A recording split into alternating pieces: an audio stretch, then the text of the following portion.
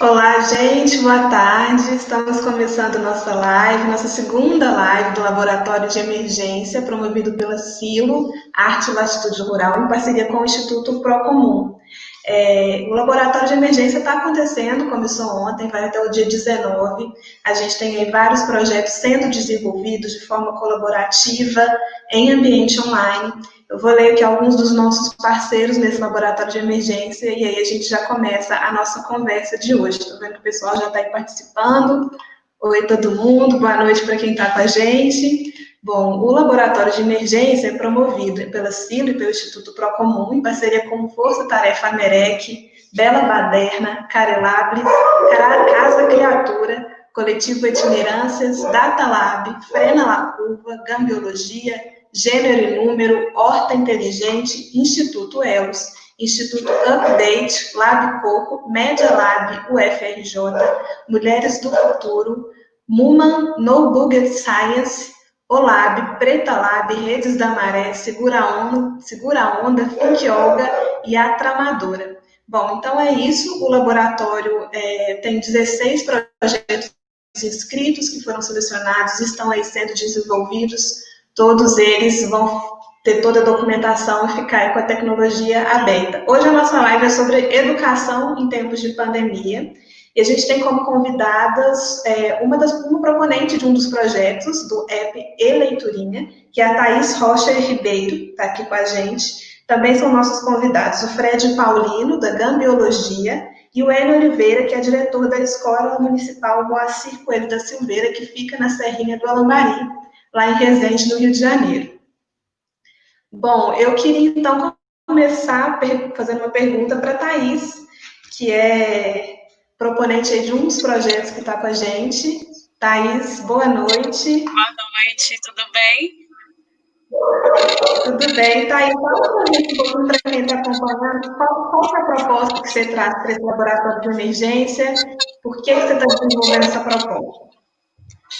Então, nossa proposta é um aplicativo de treinamento de leitura focado em crianças em fase de alfabetização. A gente estabeleceu uma idade média entre 7 e 10 anos. E nosso objetivo é que o aluno ele possa fazer essa interação, né, com a tecnologia, onde não existe essa avaliação que o professor está fazendo. Ele mesmo consegue fazer e o aplicativo dá a ele a possibilidade de entender qual é o nível de proficiência que ele está.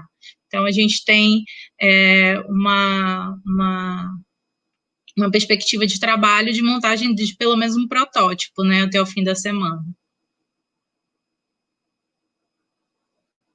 E como que foi o trabalho até agora, Thaís? A gente tem uma equipe, né? Muitas pessoas você não conhecia, chegaram pessoas para colaborar de outros lugares.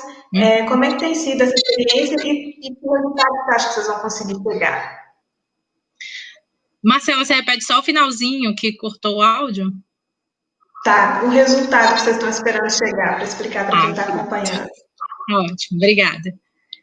Então, nosso objetivo, né, é trazer um protótipo para que a gente possa gerar depois um banco de dados futuros para a gente levantar vozes de diferentes crianças com diferentes faixas etárias, de gêneros diferentes, para que o aplicativo tenha uma melhor qualidade, né, possível, com a possibilidade de funcionalidades, diminuição de erros por conta desse banco de dados. Então, a gente quer estruturar o banco de dados. Então, a gente uma perspectiva de trabalho bem diferente do que a gente está acostumado a fazer aqui, que apesar da gente trabalhar remotamente no desenvolvimento de tecnologias educacionais, que eu já trabalho com isso há pelo menos uns 3 anos com a minha startup, mas, né, enquanto pesquisadora da área, já são quase 6 anos trabalhando direto, né, com tecnologias educacionais e tecnologias aplicadas à educação. Então, a gente trabalha remoto, mas todo mundo se conhece, todo mundo sabe, né, como é que é, e aí é um processo bem diferente, mas a gente se apresenta, cada um fala a disponibilidade de tempo que tem para se dedicar àquilo, e a gente vai organizando as tarefas nesse sentido. Hoje a gente fez a parte do site, né, onde ele vai ficar logado, fizemos domínio, o desenvolvimento da marca, os layouts, né, estão todos sendo desenvolvidos para serem implementados a partir de amanhã, e tem sido um trabalho incrível, eu estou achando a experiência maravilhosa. Legal, Thaís. A gente ainda volta a falar mais um pouquinho disso, só que eu vou chamar agora um pouquinho o Fred Paulino, que está aqui com a gente na live também. O Fred, que é da Gambiologia. Fred, já me escuta? Sim. Boa noite, boa tarde. Boa noite. Boa tarde ainda. Fred, então, eu queria que você falasse um pouquinho da experiência que você tem com educação com tecnologia. A gente está vivendo um momento de ruptura muito grande, né? E a tecnologia chegou para a educação dessa forma, muito urgente, embora já fosse um processo que todo mundo esperava que estivesse acontecendo, mas a verdade é que para muitas pessoas não era uma realidade ainda incluir a tecnologia na educação. Conta um pouquinho da sua experiência com a gambiologia, com o trabalho que vocês fazem, que é essa iniciativa e como que você acha que ela tem a ver com esse momento que a gente está vivendo? Bem, primeiro agradecer o convite, né, em seu nome aí, todo o pessoal do CIL, do Procomum. Gambiologia, a gente começou a atuar nessa área de educação em 2010. O projeto existe desde 2008 e muito rapidamente a gente acabou começando a receber convites para elaborar oficinas de arte e tecnologia em torno dessa ideia de improvisação e mãos na massa, né? Então a gente acabou sendo meio pioneiro no que hoje em dia se chama de educação maker aqui no Brasil. E a situação sempre foi nessa linha de frente, assim, de projetos única e sempre, quase sempre envolvendo reciclagem, mas sempre baseado em uma lógica mais de baixa tecnologia do que de tecnologias digitais e de atividades 100% presenciais. Então, de uma certa maneira, esse momento está sendo um desafio também para o projeto entender como que vai ser a nossa atuação daqui para frente. Eu esbocei no início da quarentena umas aulas, umas videoaulas de gambiologia, a partir de um convite de uma fundação aqui de Minas Gerais, e de uma certa maneira também ainda não deu tempo de ter um retorno, de entender até que ponto que essas videoaulas ou essas oficinas não presenciais foram efetivas.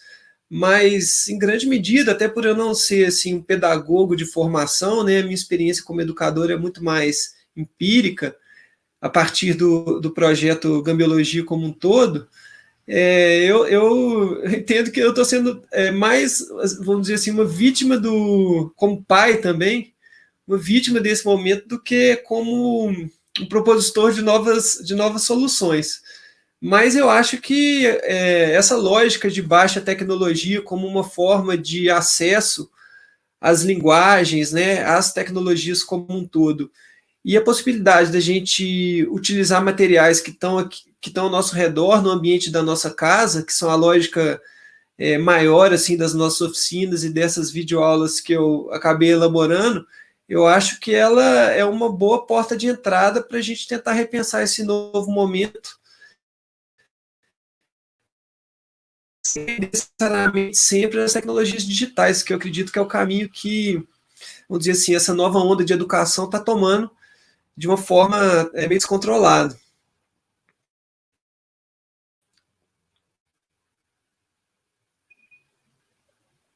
Beleza, Fred. A gente está com uma pergunta aqui do Gabriel, que eu vou fazer daqui a pouquinho para a Thaís, mas antes eu queria chamar o Enio para a gente falar um pouquinho com ele. O Fred está colocando a experiência dele, né? Vivenciando essas novas formas de educação, e o Enio, que é diretor de uma escola municipal aí na Serrinha do Alambari.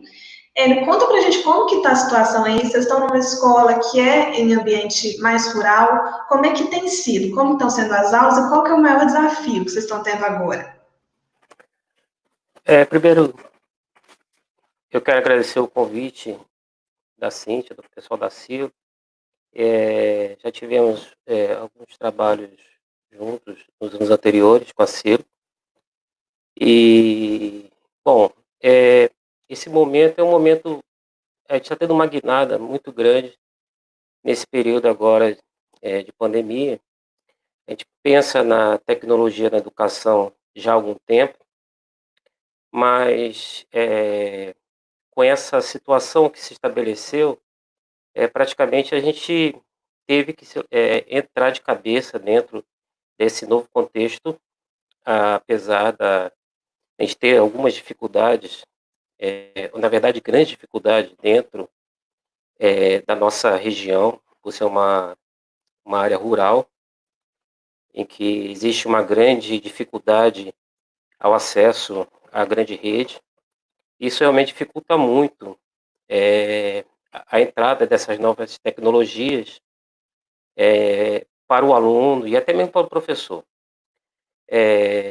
Quando nós iniciamos esse processo de aulas não presenciais, foi muito engraçado que nós fizemos um levantamento na comunidade e nós deparamos com uma estatística que 86% dos alunos tinham acesso à internet e dentro do levantamento ela aparecia como uma forma regular, mas quando nós fomos colocar em prática, essa realidade ela não aparece.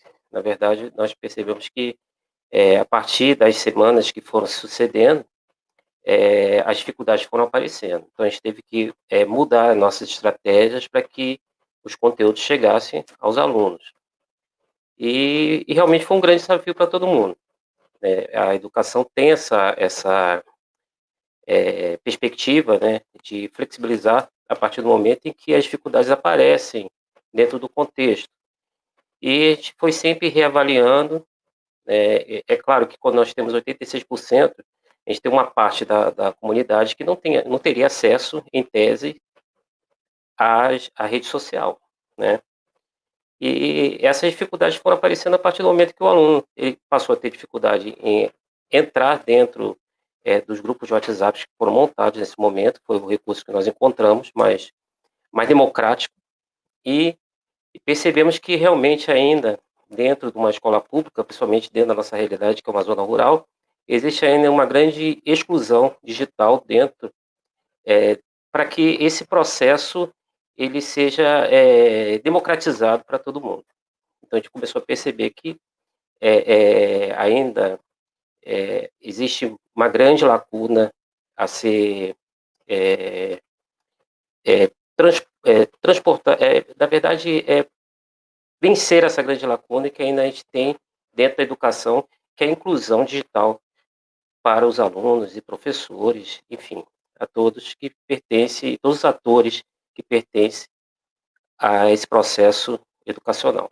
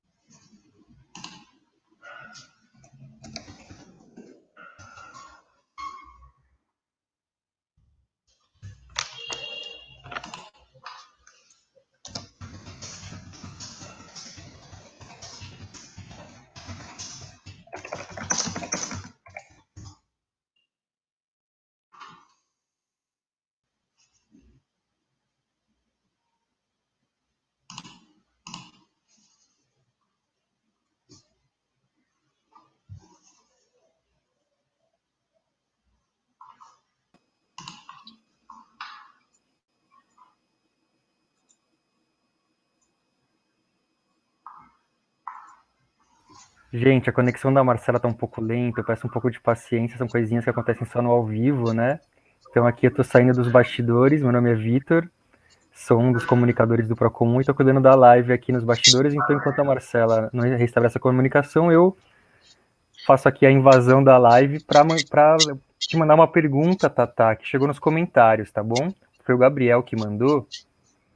E ele te pergunta sobre o teu projeto dentro do Lab de Emergência, se a ideia do protótipo é testar o aplicativo junto com as escolas.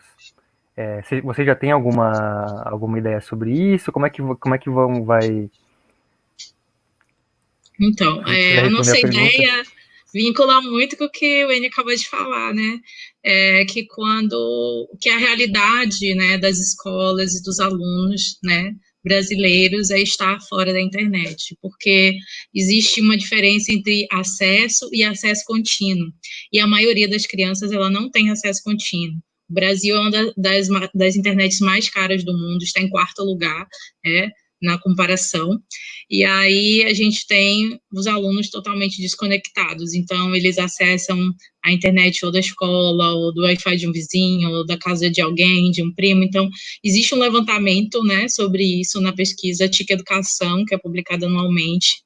Então, ela traz mais ou menos um balanço desse avanço, mas ele ainda, né, deixa evidente essas dificuldades de acesso, né, para os alunos. Na rede pública, por exemplo, os alunos, 78% dos alunos que têm entre 15 e 19 anos só acessam a internet pelo celular, né, 78%. Então, a gente tem uma taxa muito alta de alunos que têm muitas dificuldades, né, para ter essa acessibilidade de forma contínua, todos os dias. Então, no momento de pandemia, isso fica ainda mais gritante. Então, as escolas particulares continuaram as aulas, migraram para o EAD, mesmo, né, com todos os percalços, conseguiu fazer isso.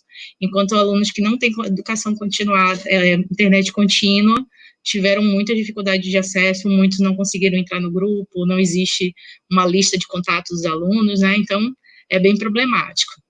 Então, a gente pensa, né, a princípio, a motivação para a criação do aplicativo foi justamente essa.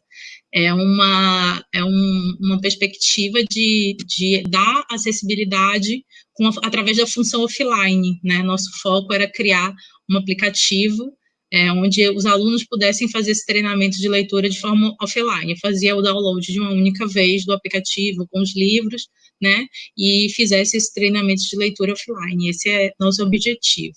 Deixa eu voltar para a pergunta aqui, que eu acabei falando, né, um pouco mais sobre o aplicativo, o Gabriel pergunta se a ideia do protótipo é testar o app junto com as escolas.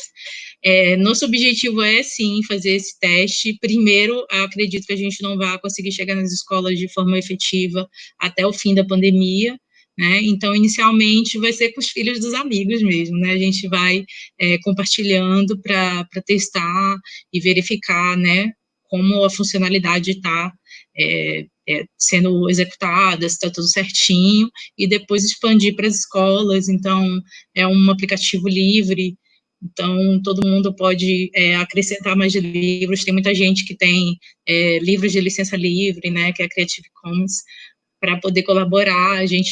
Nossa perspectiva é justamente essa, trazer essa possibilidade de conexão mais fácil para as pessoas.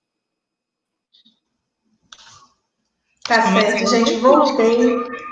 Minha internet caiu aqui, mas eu peguei um pedaço de detalhes falando justamente sobre internet contínua, né? A diferença do acesso contínuo, de ter acesso.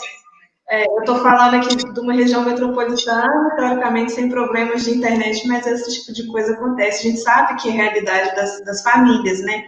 Então, eu já vou aproveitar para fazer uma pergunta sobre isso, para a Thaís, também para o Fred, sobre qual seria o papel, então, nesse momento do governo. A gente está precisando, vocês que estão aí pesquisando educação e tecnologia há muito tempo, a gente já precisa de uma interferência, já precisa de que seja disponibilizado os dispositivos para as crianças nas escolas, por intervenção dos governos, ou a gente já precisa de alguma coisa nova nesse sentido, uma vez que essa realidade à distância está sendo colocada para a gente? Sou eu que vou responder primeiro? Eu pensei que era o Fred. Então, desculpa, gente. As políticas públicas, né, voltadas para a educação, elas já são bem limitadas. Para a implementação da tecnologia, são menos ainda. A iniciativa que eu vejo que tem dado muito certo é lá em Recife, né? Eles estão implementando laboratórios makers, Então, já tem uma perspectiva de trabalho que está um pouquinho mais avançada. Mas a gente ainda tem outras questões relacionadas à conexão e o acesso dos alunos a essa conexão.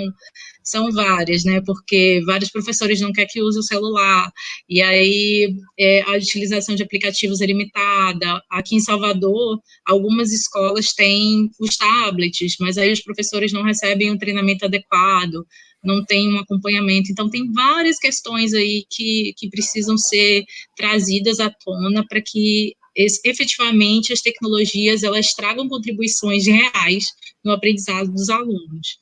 Mas eu tenho visto algumas coisas que estão andando para frente de uma forma que tem tido sucesso, né? A gente trabalha muito nessa iniciativa, não só da aplicação da tecnologia, mas do entendimento que a tecnologia não é só a digital. A gente tem outras tecnologias que são importantes, que são necessárias, né? E que auxiliam os alunos no desenvolvimento pessoal, no entendimento do que é necessário mesmo, né? Para construir uma base sólida para a educação. Bom, eu vejo isso como uma coisa extremamente complexa, né? Que não deixa de ser óbvio. Eu acho que essa aplicação da tecnologia no ensino ela vai acabar variando demais de acordo com a faixa etária, com o acesso que essas pessoas têm à tecnologia e a própria disposição da família em acompanhar isso no caso de crianças, né? Porque a gente tem visto que, na verdade, o que acontece em grande parte das experiências que eu tenho visto, principalmente com amigos que estão em escola, cujos filhos estão em escolas privadas, é que, no fim das contas, os pais têm que ficar do lado acompanhando a aula digital como se fosse um segundo professor ali ao lado. E nem sempre os pais têm essa disponibilidade, nem mesmo, vamos dizer assim, uma formação para dar esse suporte didático dentro de casa. Então, eu confesso que sou bem desesperançoso aqui no nosso caso do Brasil para a gente ter uma solução rápida para isso. Eu até acho que a pandemia acaba antes do que a gente chegar a um consenso possível. A gente não consegue, o nosso governo não consegue nem ter certeza de que a gente está numa pandemia e que é preciso fazer isolamento.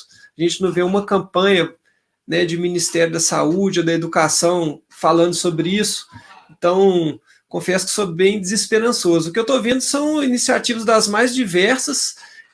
No meu caso aqui na minha família, a minha filha está tendo 2 aulas por semana, aulas de meia hora, de 1 hora, ela tem 6 anos, e tem funcionado bem, assim.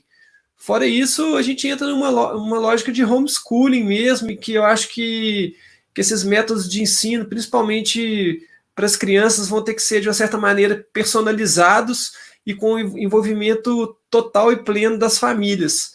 Eu vejo uma solução genérica, dependendo do governo, como uma coisa bem inviável, e acho que vai acabar, pelo menos nesse momento, dependendo muito mais de uma relação direta das famílias com as instituições de ensino, do que exatamente do que uma visão homogênea assim, do ensino público. Acho que o acesso à tecnologia é só uma ponta do iceberg dos desafios que a gente tem pela frente. Pois é, escancarada essa necessidade também de um diálogo melhor entre família e escola, né, Fred? A gente está com uma pergunta aqui para o Enio. A pergunta é sobre ações para contornar essa falta de acesso à tecnologia, uma pergunta da Cíntia, e eu já vou fazer uma outra pergunta junto, Enio, porque o César Suzano comentou que, além dessa dificuldade tecnológica, tem uma realidade social, por exemplo, de violência doméstica, que muitas vezes a criança está tendo que lidar estando em casa, né? A escola era um refúgio, agora estando em casa ela tem que lidar com isso. Como é que vocês estão fazendo essas duas coisas, tanto contornando os problemas tecnológicos, tanto dando respostas a esses problemas sociais que estão ficando mais evidentes agora na pandemia? Bom, a questão relacionada uma estratégia para suprir essa falta, essa carência tecnológica, a gente começou, a partir do momento que a gente deparou com 14% dos alunos sem acesso à internet, a gente começou a produzir apostilas para esses alunos. Nós encontramos nesse momento. A nossa intenção era, a princípio, que todos os alunos recebessem esse material pela internet, mas e até para uma questão mesmo de contato social, mas nós vimos que isso esse conteúdo não chegaria aos alunos. E como eu falei, a partir conforme a pandemia ela foi crescendo, né, o prazo aumentando, a curva não era achatada, a gente começou a ter o maior número de alunos que começou a ter cada vez mais dificuldade de acesso a esses conteúdos. A gente pode imaginar, por exemplo, uma família que tem 3 filhos na nossa escola e só tem um celular para a família toda. A gente tem que a nossa escola, que é uma escola que tem 80% da escola ela é integral. Esses alunos, todos eles em salas, deveriam estar em salas de aula, estão em casa e com o celular para esses conteúdos chegarem para esses alunos. Então, é uma situação muito difícil, e isso mostra como é que existe quando a gente faz uma comparação ao acesso ao meio digital da realidade de uma escola pública para uma escola, alunos de escola pública, né, e escola particular, elas são totalmente antagônicas. A gente pode observar também que, com o avanço da pandemia, muita gente passou a não ter dinheiro para colocar crédito no celular, colocar dados no celular, isso dificultou também. E a qualidade da internet também influencia. Uma professora de arte que manda um vídeo para um aluno, esse vídeo não é aberto, ele não consegue abrir com a qualidade da internet que nós temos. Então, essa foi a solução que nós encontramos, foi começar a distribuir apostilas. Então, uma vez por semana, eu vou à escola, a gente roda essa apostila, no outro dia seguinte, a Kombi, que faz o transporte escolar, junto com um funcionário da escola, entrega essas apostilas. Alguns pais que moram na região próxima à escola, eles vão até a escola, é claro que observando as normas de segurança, né, dentro da proposta, a orientação dada pela vigilância sanitária, pelas autoridades sanitárias, usar máscara e todo esse cuidado que nós estamos tendo, e foi a solução que, nesse momento de emergência que a gente, dentro e deparando com a falta de democratização da internet, acesso aos nossos alunos à grande rede, foi o que nós encontramos dentro das nossas possibilidades, da nossa realidade, né. Quanto à outra questão relacionada à violência, né, são dados alarmantes. Nós podemos ver que a violência não só contra as crianças nesse período, pelo menos que a gente consegue observar em termos de Brasil, eu não estou falando da nossa região, porque eu não tenho esses dados, pelo menos não chegou nenhuma, digamos, referência, ou alguém chegou e falou que está tendo caso de maus tratos da criança que está em casa, mas nós sabemos que, em termos de Brasil, esses dados, essas questões, elas foram não só a violência contra as crianças, mas violência contra a mulher também. Isso aumentou muito dentro de uma realidade de Brasil, e dentro da realidade de uma sociedade em que as pessoas, de uma hora para outra, ficaram dentro de casa e tiveram que as crianças passaram a conviver dentro de um espaço, deixando de ir à escola. Isso gera uma série de atritos, e a violência acaba surgindo. Eu acredito que, eu estou falando, como eu falei, eu estou falando em termos de Brasil, pelo que a gente observa, esses problemas acabaram surgindo, né. E também existe também aquela questão que as famílias tiveram que tomar uma nova dinâmica, né, já que as crianças passaram a estar dentro de casa, recebendo um material para suas atividades, criar uma rotina de estudo, para que também, isso é muito importante, que a criança ela passou a ter uma rotina de estudo, e os pais passaram a ter se tornaram um grande intermediário da escola nesse momento com essas crianças no ponto de vista de formação, de colaborar nesse processo de grande dificuldade, já que a escola ela se tornou passamos a utilizar uma aula não presencial dentro do que nós temos hoje como realidade para suprir esse momento de dificuldade que é a pandemia e que pegou todo mundo de surpresa, né? A gente não esperava que de uma hora para outra a gente tomasse uma guinada tão forte, em que sentíssemos tanta falta de uma tecnologia, de uma boa internet, para que a educação chegasse, o conteúdo, o acesso a esse material chegasse aos nossos alunos. Certo. Inclusive, a Maria Cristina está comentando aqui que a gente precisa fazer um mapeamento das dificuldades. Eu acho que é bem por aí mesmo, né? Porque não é uma dificuldade só, vão surgindo novas dificuldades à medida que as escolas vão experienciando essas novas formas. E aí eu queria perguntar para a Thais, como pesquisadora da educação, Thais, eu sei que tem toda uma trajetória sua ligada à diversidade, né? A gente sabe que a escola também é mais do que um espaço de ensino, o conteúdo é um espaço de convivência, enfim. Como que é trazer toda essa discussão que é tão complexa para meios tecnológicos? O que a gente tem com relação a isso? Então, eu vou falar um pouquinho sobre o mapeamento que existe hoje, ele ainda é bem limitado, né? E ele está sendo feito desde 2010, um levantamento sobre as relações entre tecnologia e educação. Vocês podem dar uma olhadinha no site da cetic.br, eles fazem esse levantamento desde 2010, e a realidade é o professor usando a própria internet, os próprios dispositivos, né? A escola não oferece essa conexão, muitas vezes a conexão da escola ela é só administrativa, ela não está aberta para o uso na sala de aula, então tem várias dificuldades mesmo, né, como o Enio trouxe da realidade da escola dele. Então, o mapeamento ele está servindo de base para a criação de políticas públicas, mas ainda temos muito que avançar mesmo. E aí, trazendo essa perspectiva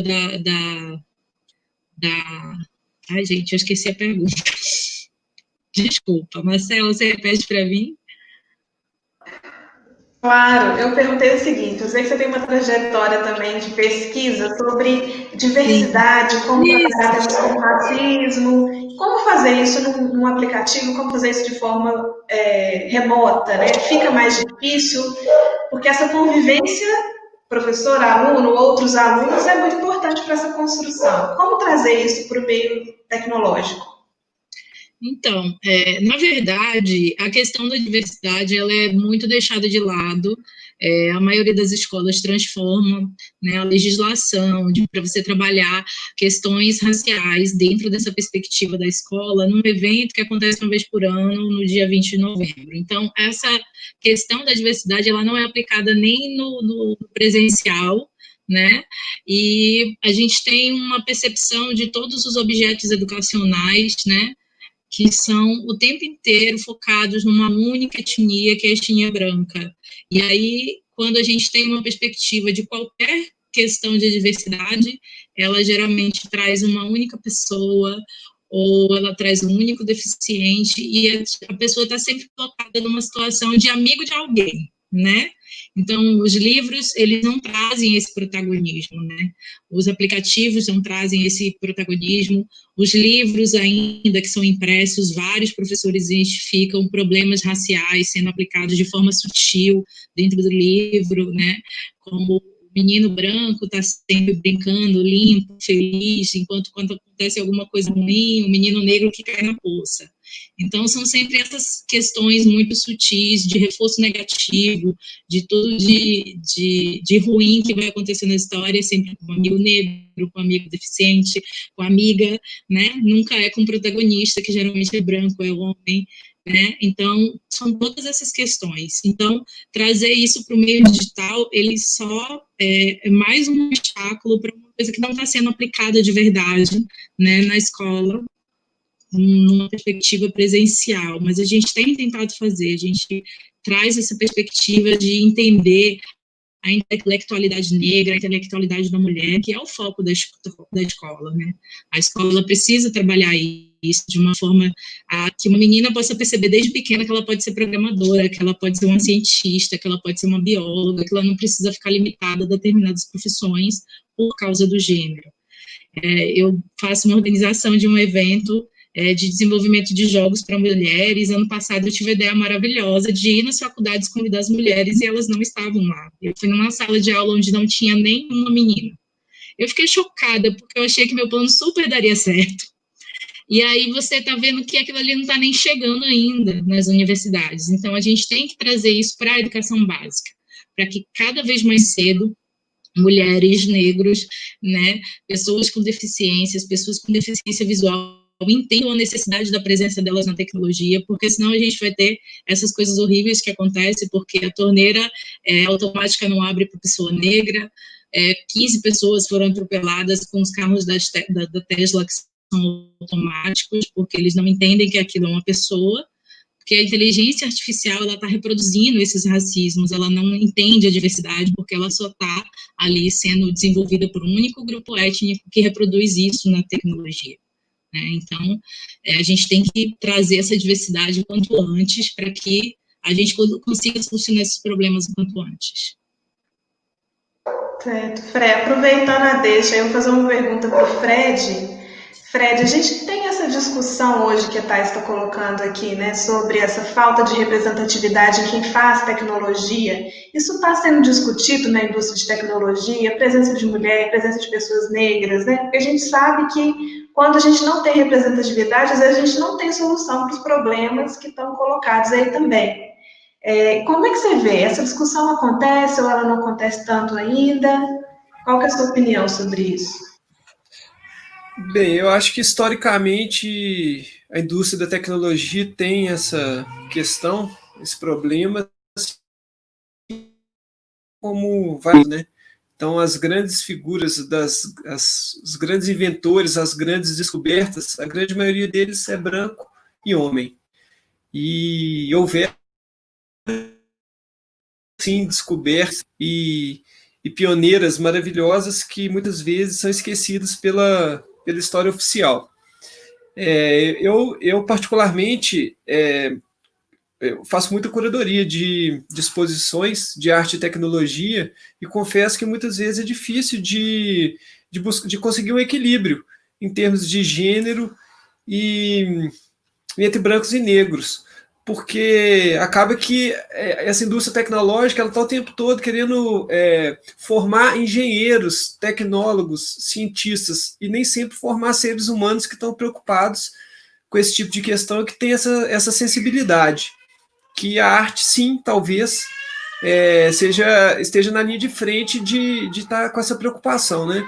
Então, como eu trabalho um pouco com essas duas coisas, como artistas, lidando com artistas, você supera isso de uma maneira já hoje. Você vai falar de artistas tecnólogos, ainda é um universo muito masculino e muito cis. Então, muitas vezes eu realmente tenho dificuldade de equilibrar isso nas iniciativas da gambiologia, seja de exposições, seja de publicações, porque o próprio escopo, né, de repertório possível, ele ainda é limitado nesse sentido.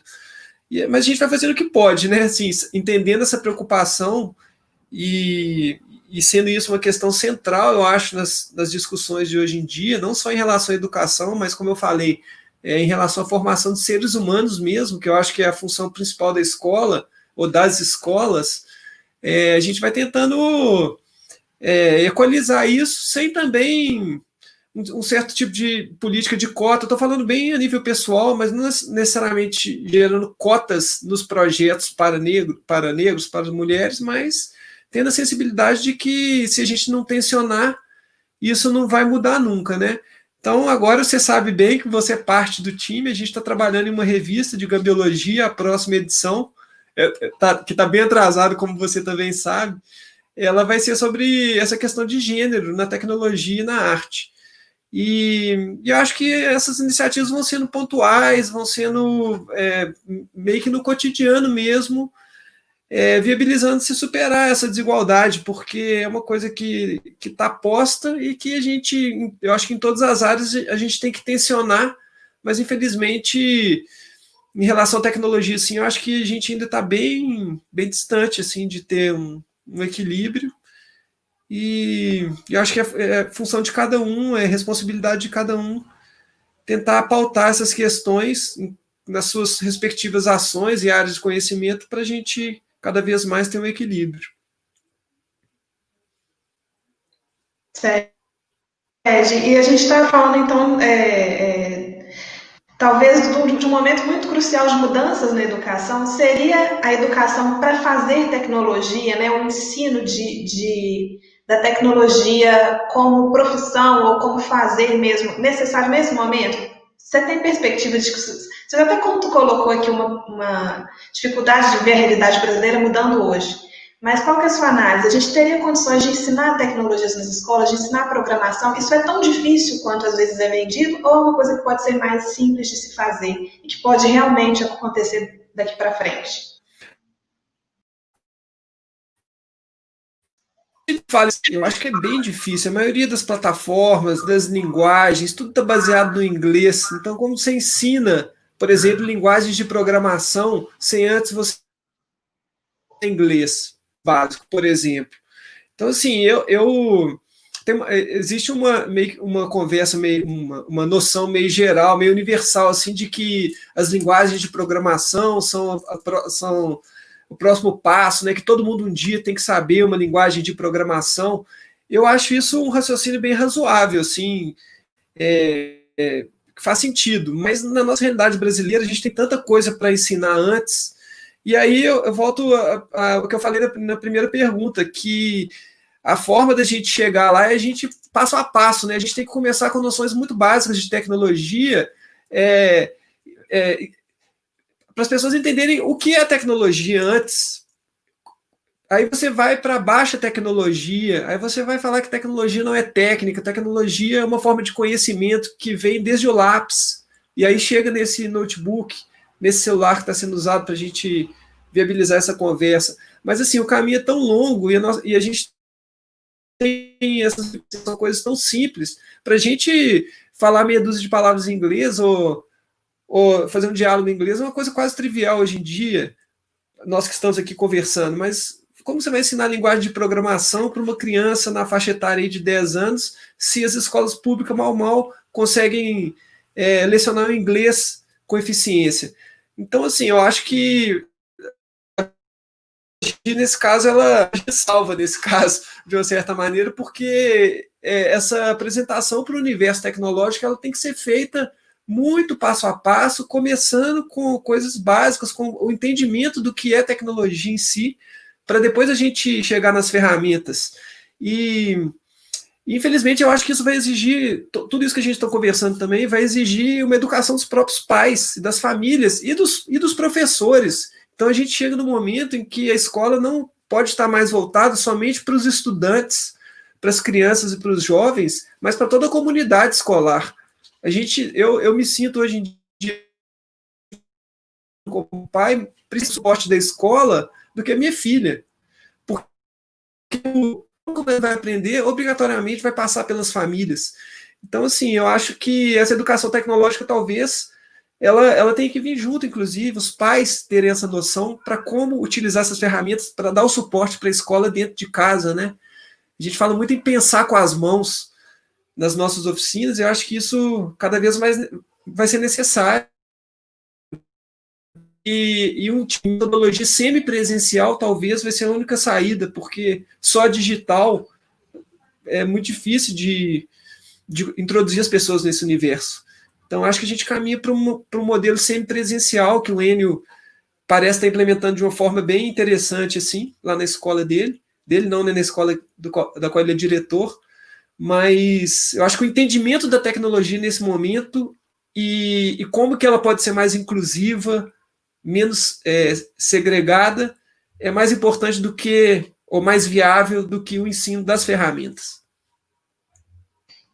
Beleza, Fred. Aproveitando, você citou aí as oficinas que vocês dão Vocês dão pelo Gambiologia, né? E uma das perguntas aqui do Gabriel Jopert. Ele quer saber que iniciativas vocês têm na área de educação. Ele também está perguntando para a Thais um pouquinho mais sobre a startup dela, que ele ficou curioso. A Thais mencionou aí rapidamente. Thais, fala um pouquinho da sua startup também para a gente. Vamos primeiro para o Fred e em seguida você fala da startup. Ok. Ô, Gabriel, eu atuo nessa área de educação, do que hoje vem se chamando de educação, vem se chamando de educação maker desde 2010, antes da palavra maker chegar aqui no Brasil, se tornar tão amplo, ter espalhado tanto, mas é sempre baseado nessa lógica de educação de tecnologias básicas e eletrônicas dentro de uma lógica de reciclagem,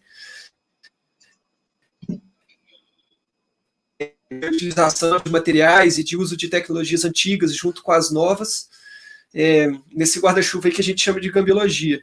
Então, basicamente, eu já devo ter feito em torno de 100 locais dos mais diversos, desde universidades, centros culturais, SESC e iniciativas próprias nossas, muitas vezes ligadas a outros eventos, como as exposições que a gente organiza.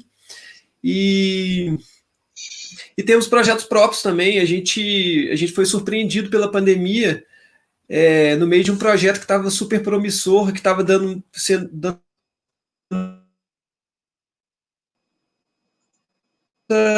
iniciou um programa, na verdade, de formação em arte e tecnologia, em uma comunidade aqui de Belo Horizonte, que é o Alto Vera Cruz, e a gente estava partindo para o segundo ano desse projeto, quando fomos surpreendidos. A gente teve que pausar tudo, porque essas necessariamente essenciais, e a gente não teve tempo hábil, nem condição e nem recurso também para transferir esse projeto para o ambiente digital. Eu estou mais esperançoso que essa pandemia passe quanto antes e que a gente possa voltar a fazer da forma como era, do que adaptar os processos, que eu acho que é bem complicado.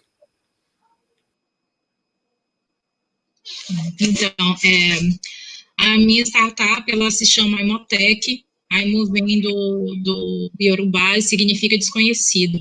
E a gente tem essa perspectiva, de promover a diversidade, né, na educação. A gente trabalha com desenvolvimento de objetos educacionais e a gente trabalha com o ensino de tecnologia dentro das escolas, numa perspectiva maker, né, onde o aluno traz essa perspectiva de entender a tecnologia para além do objeto tecnológico, é o fazer tecnológico, né? Então, a gente tem aprendizagem offline, a gente traz cultura maker, a gente trabalha com desenvolvimento de jogos com crianças, tanto jogos digitais como jogos analógicos, jogos de tabuleiro, né, para ele entender, né, a lógica por trás do jogo, a lógica por trás da tecnologia, e como ele pode contribuir com isso, com o ensinamento que ele já traz, né, ele descobrir junto com o colega, descobrirem juntos, e nossos objetos educacionais têm essa perspectiva onde o protagonismo ele vem dessa diversidade, né? Então, a gente está lá no Instagram, no Imotec, e se vocês quiserem saber um pouco mais, eu posso deixar o link aí para vocês darem uma olhadinha. Beleza, Thaís. Beleza. E a Roseli Correia, inclusive, está falando aqui que ela quer contribuir com o app E-Leiturinha. Quem quer contribuir, quem quer mandar material, como é que faz para participar? Então, eu vou deixar também o Drive, né, que aí vocês podem compartilhar material com a gente, e a gente tem uma perspectiva de colocar a maior quantidade possível de livros para que a gente possa, né, trazer essa variedade para os alunos. Eu fico muito feliz. Bacana. Gente, a Thaís mencionou aí a criança como sujeito, né, que é um ponto super, super importante dessa conversa também. E eu queria fazer uma pergunta para o Enio. com relação a isso. A gente está discutindo aqui a tecnologia, como é que ela se insere no ambiente escolar, como é que ela não se insere. Eu queria perguntar para o Enio o que você sente de expectativa das crianças que já nasceram nesse mundo tecnológico. O que você vê, né? A gente teve uma pesquisa recente mostrando jovens muito desiludidos com carreira, com profissão, justamente porque as coisas estão mudando de um nível muito rápido e a educação que eles tiveram não necessariamente tem a ver com esse futuro que se desenha. O que você vê das crianças da sua escola? Já tem uma expectativa em torno disso? Elas lidam bem com essa ideia? Tem ansiedades com relação a isso?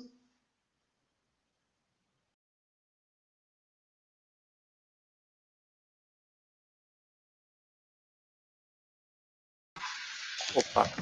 O que acontece hoje é um grande desafio, porque essa geração agora que é da segunda década do terceiro milênio seria a geração alfa, e muitos desses nossos alunos vão exercer atividades que nem existem ainda. Então, existem estudos sobre isso. Então, existe uma perspectiva de grande mudança. Eu, por exemplo, eu sou uma pessoa da geração X, se eu não me engano, e que nós não tínhamos esse contexto tecnológico muito avançado. Nosso contato com a tecnologia ela foi acrescida a partir do momento em que elas foram introduzidas dentro da educação e a gente foi se adaptando a essas ferramentas. E as crianças elas já nascem com contato com essas ferramentas digitais. Então, se uma criança pegar um celular, ela manipula com mais facilidade do que eu e muitas pessoas da minha idade, né? Então, então existe essa grande expectativa em que onde essa criança vai ser inserida, esse aluno vai ser inserido futuramente. A escola, ela tem, principalmente uma escola pública, e que ela trabalha para um ensino de qualidade, a gente procura sempre, dentro das dificuldades que nós temos, que são muitas, mas a gente tenta sempre ter esse contato, fazer esse viés com a tecnologia e com a sociedade, né? A sociedade, a gente não pode jamais pensar numa educação de qualidade sem estar pensando na tecnologia. Nossa escola ela tem grandes alguns grandes recursos tecnológicos dentro da nossa escola, apesar de ser escola pública, mas que a gente conseguiu durante dos últimos anos juntar vários recursos e aos poucos inserindo essas crianças dentro desse contexto. Então, nós estamos trabalhando com uma perspectiva de começar a trabalhar dentro de uma internet que os alunos possam ter acesso para fazer atividades pedagógicas e, com isso, ter um acesso e tentar romper com essa exclusão digital, como eu falei aqui, que é comum dentro, ou melhor, que é uma realidade dentro da nossa comunidade pela dificuldade digital. E a gente tem que lembrar também que é uma característica da nossa comunidade, que é essa Anhã da Lambari, que nem telefonia celular ela funciona. Então, a gente fica mesmo praticamente refém das bandas largas, enfim. Então, isso limita tudo, muito esse trabalho. Então, os alunos eles já têm essa perspectiva, o aluno, que eu também tenho, por exemplo, eu tenho um neto de 8 anos, 9 anos de idade, que ele já tem essa característica de ter acesso ao pegar um aparelho de celular, manipular esse aparelho, brincar com ele, e isso pode ser utilizado de forma educacional pelos pais, e dentro de uma sala de aula. Então, a gente começar a quebrar essas barreiras e permitir que os alunos passem a usar a tecnologia de forma, claro, dentro de uma perspectiva educacional, dentro de uma perspectiva que possa contribuir e assim, mais à frente, ele consiga realmente se adaptar, ou melhor, decidir qual seria a profissão, como eu falei, a profissão que pode surgir dentro do avanço da tecnologia, né? Eu vejo os nossos colegas aqui debatendo, novas perspectivas para a educação, novos aplicativos, é muito bacana a gente ver que as coisas estão evoluindo em prol da educação. Eu penso assim, poxa, como a gente está avançando, né, e como a gente pode utilizar esses mecanismos dentro da nossa escola, sendo uma escola pública, e ela pode estar dialogando com essas novas tecnologias, né? E a gente tem que também pensar uma escola, como uma escola pública, ela tem um grande diálogo com a comunidade, e essa comunidade ela está sempre, como essa live que nós estamos fazendo hoje, sempre trazendo essas inovações e dialogando com as mudanças que estão presentes no dia a dia da nossa sociedade. Então, eu vejo nessa perspectiva, eu acho que os alunos eles estão se preparando. O aluno também ele tem uma coisa que está sempre surpreendendo a gente, né? A gente pensa que, às vezes, estão até mais à frente, principalmente nessa questão tecnológica. Eles estão sempre ali manipulando, pensando nesse meio digital, já que nós estamos falando já de alunos de uma geração que está sempre, que nasceu dentro da tecnologia, e ela vai estar sempre presente no dia a dia, nas suas profissões e dentro da sociedade, que eles vão conviver com muito mais facilidade que nós, que somos do século passado, digamos assim, né? Então, eu vejo dentro dessa perspectiva. Eu acho que a coisa vai, os alunos, eles, a tecnologia ela está presente, é uma realidade, e ela vai ser tendo uma perspectiva de avanço e presente na vida dos nossos alunos. Eu vejo dessa forma. Tá ótimo, Enio. Já vou aproveitar para te agradecer. A gente está encerrando a live. Muito obrigada pela sua participação. Parabéns pelo trabalho aí na escola. Obrigado. Obrigada. Boa noite para você. Thaís e Fred estão por aí. Queria agradecer vocês também pela participação. Obrigado. Por estarem com a gente. Foi ótimo. E os links das redes sociais, os links do Drive, do projeto da Thais, para quem quiser compartilhar, o site da Gambiologia, estão todos aí nos comentários, para quem quiser continuar seguindo, acompanhando os projetos.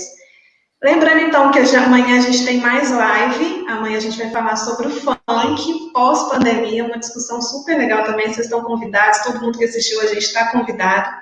O Laboratório da Silva tem 16 projetos, foram 45 propostas, 235 pessoas participando. Então, continuem nos acompanhando, que vai ter muito assunto interessante